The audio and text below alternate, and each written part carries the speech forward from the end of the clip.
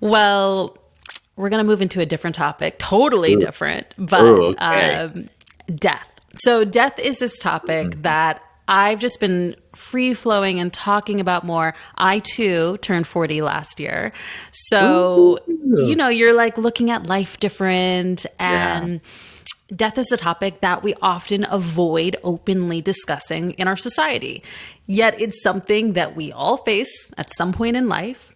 And so, what I've found is personally having healthy conversations about death produces an awareness about the present moment for me and an appreciation for life. And it really has helped me live fully. So Yes. I'm wondering if you have any thoughts, emotions, insights about death from your upbringing or lived experience that you'd like to share. Oh man, that's deep because death, gosh, I mean, I grew up, my family, they're Buddhists and I they believe in reincarnation.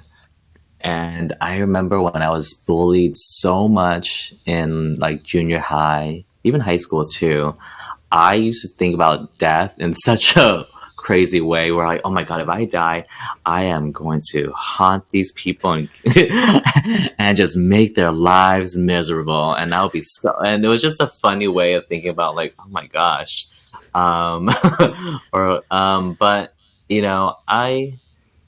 turning 40, I think about how like, oh, in 10 or 20 years, I'll be 50, I'll be 60, but also now our family members are getting older and we are having, really special people leave this earth. And, it is just natural to think about death even more. And not that I'm scared of it, but I am definitely thinking about how I want to spend my time, what I want to do, what is my goal. I think that's what I want to do. Like, do I want to give back more? How do I want to just really make the next decades feel more meaningful and fulfilling? I think that's what I've been dealing with, and also just making sure our future is also you know stable. I think my partner is a little bit more on the I'm a little bit more the spicy, wild, creative, and my husband's a little bit more grounded and more rational and less impulsive. What sign are you, by the way? Pisces. Oh, What all about right. you?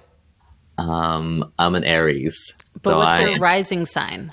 my rising is actually Virgo, Okay. and moon is Gemini. What about you? I'm Pisces, moon, and sun, and then Leo rising.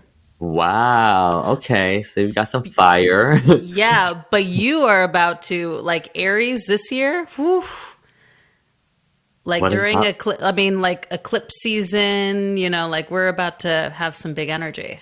Okay, I am Yeah. ready for it. Okay, and we are also in Dragon Year, Yes. and okay, it's a lot of fire, a lot of fire. But yeah, I think about I'm think about death. I'm not afraid. I think about it in a very like how to just make sure that the rest of my time is definitely more meaningful and fulfilling, and how I want.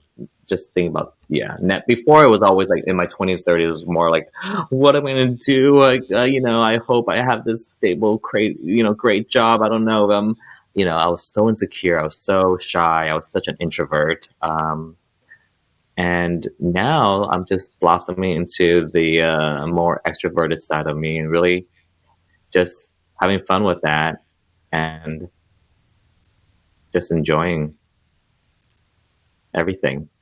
Awesome. I mean, there's I still gonna be have. struggles, but Oh, absolutely. and I sometimes want those struggles. Like I'm like I want to feel like I want to be. I think artists just love to feel sad sometimes, and I just because that's sometimes the best work come out of those really dark, deep, moments, in those like struggling periods. And I think sometimes I crave that as well. I have two documentaries that you might enjoy that I just watched in the last week that, again, kind of like as I look at death and living, one documentary is AKA Mr. Chow. I don't know if Oh, you've heard of I've it. heard of it. Yes. Okay, it's on HBO. You should Yes. watch it. And Okay. then one I watched last night was Invisible Beauty, which is on the life of Ms. Hardison, who, both of these people, like Mr. Chow, do you know anything about his life? No, I don't.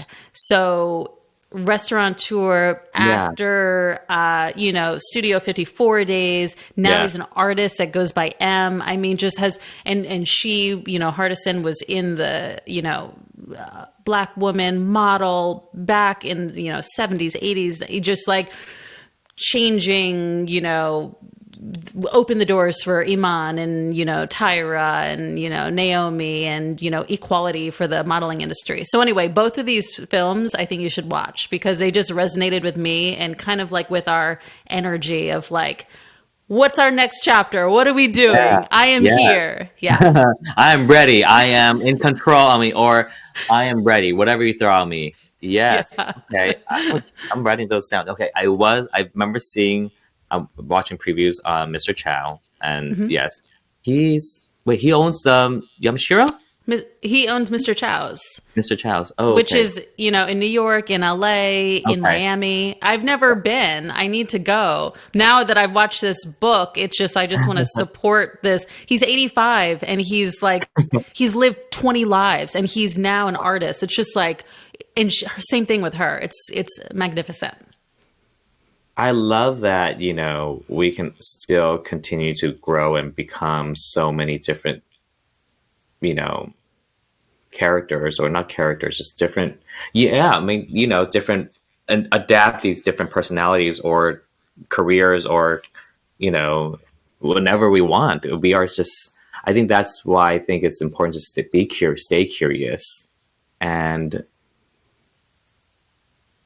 see where it takes us. Absolutely.